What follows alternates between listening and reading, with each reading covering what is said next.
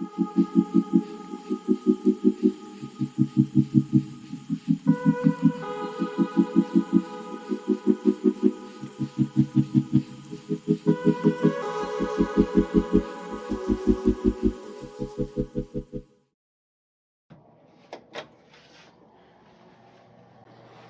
right, good morning, guys. It is Monday. We are starting the training week out.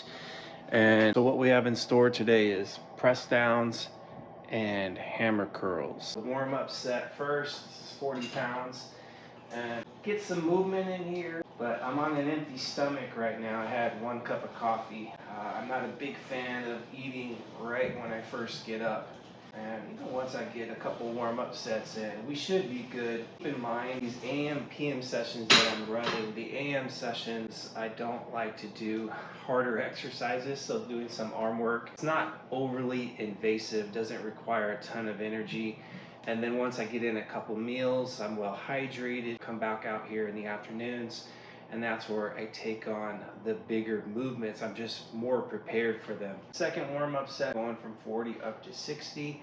I'm not gonna get close to failure at all, because obviously I don't want to fatigue myself. So we're just, in a sense, acclimating to some heavier loading.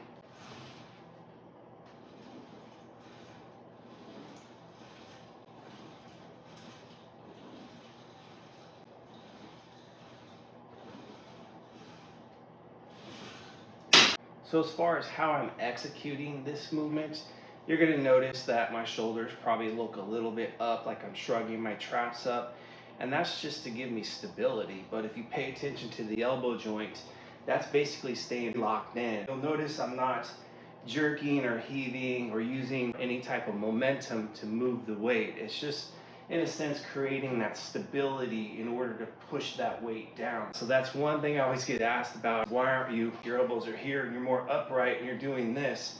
Well, you're only gonna have so much leverage there. But in order to move heavier weight, a little bit of a shift, yourself nice and compact, you're still driving with the triceps, just locking those elbows in, locking your traps, your shoulders in one position to give you favorable leveraging.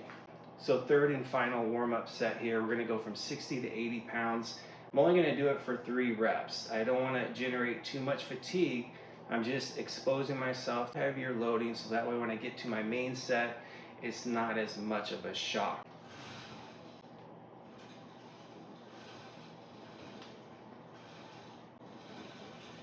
There we go, we're ready. Yep.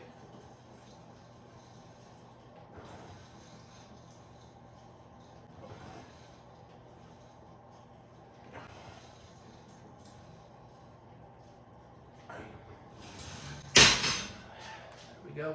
I'm one who keeps things internal, like I'm not a very external lifter, meaning I'm not grunting, yelling, making a lot of facial expressions.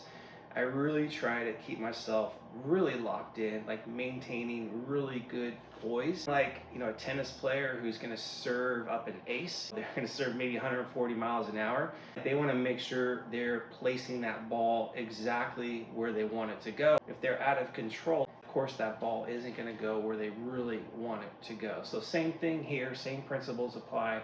I want to make sure that all my force is controlled and it's going to exactly where I want it to go. So the back offset, we're going up to 100 pounds. Last week I did 95, so my fingers are crossed that I can get anywhere between 8 to 10 reps. More of my sweet spot. We'll see how it goes.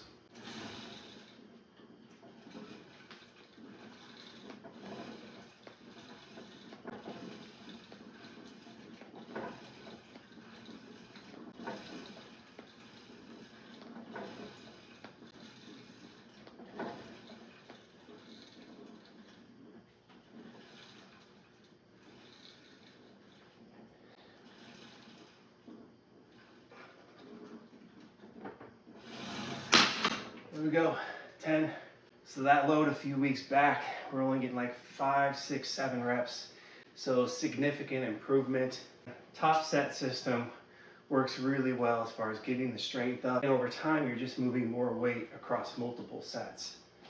So second and final back off set, so 3 sets total. I'm not sure what the rest time has been, but I just want to make sure I'm well rested. So that way I can perform as best as I can with each successive set. I think if we go too fast sometimes you kind of shortchange your performance. Not to say that short rest periods are counterproductive, because they do have their place in time. You know, you can still generate hypertrophy with shorter rest periods. But my goal right now is to move as heavy of a load as possible across multiple sets, hitting my targeted rep range, and that requires plenty of energy. So I don't want to go into my sets feeling fatigued. And of course, when bringing the fatigue down in between sets, you're going to be able to maintain that composure.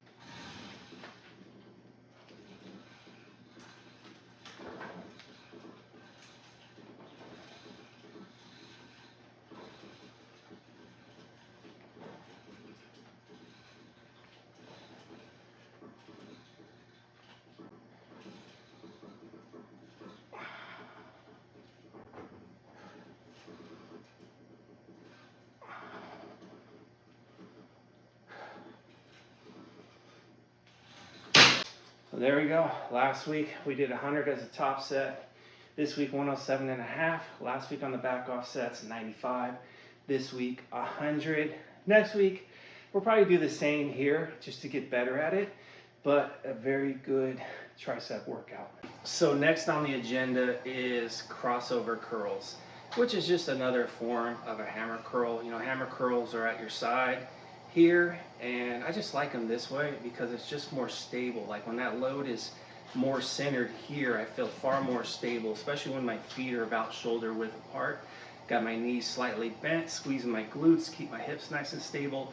So just a lot of stability here. I can use heavier loading, and it just feels a little bit easier on my elbow joints as well. As far as using top sets here, probably not going to do that. Just going to go straight sets. This is only my second week doing the crossover curl. I haven't done it in quite some time. So I'm just getting acclimated to the movement. It's more about moving from A to B right now versus trying to increase the loading or even increasing the reps. Like, I just want to learn really good skill, be very proficient with it first before I start to elevate my overall performance. Like, once that quality is really where I want it and I'm feeling very confident, I think that's the time to strike. And I think sometimes when we're relatively new to training, maybe even in your intermediate stage, like, you're always in a hurry to try to progress the load or the reps, but the skill level, like, you just being proficient moving from A to B just isn't quite there yet. So I would recommend really focusing on that first before you really start to amplify the overall progressions. So to maintain as much control as possible with the concentrics, I'm using a lot of force, but I'm staying under total control. I don't want to try to jerk the weight up. So no momentum, no leveraging. On the way down, I'm going slower. So that way momentum isn't coming into play, and then I kill it at the bottom. And then we do the next one, same fashion. When I get towards the end of this set, you're gonna notice the eccentrics get even slower, especially on the last couple of reps. The anxiety, the burn, the pain kicks in, and sometimes you wanna try to rush those reps. So I try to stay locked in, use the same form, same technique with the first rep with the last couple of reps. That's it.